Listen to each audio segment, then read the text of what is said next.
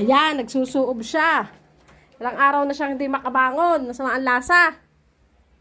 So, ayun nga mga tol, si Tol Gilbert nyo, ilang araw nang masama ang lasa, tinatrangkaso. Ngayon, nagsusuob siya. Titingnan.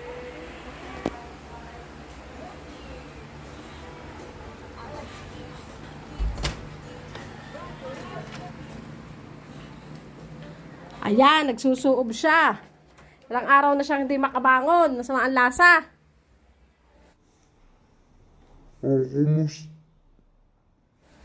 O, kumusta? Ayan, nagsusuob. Ako ba nagsusuob ka? Ay, sabi nga nung iba'y sundutin at nang gumanda ang lasa. Aba, ay magaling din. Ay, sinundot ko ng isa. Ay, galing din nga ng pagsusuob na iyan. Alak pala ang iniinom ulit. Ayan, kita-kita nyo. Nabula pa. Nabula pa ang Red Horse.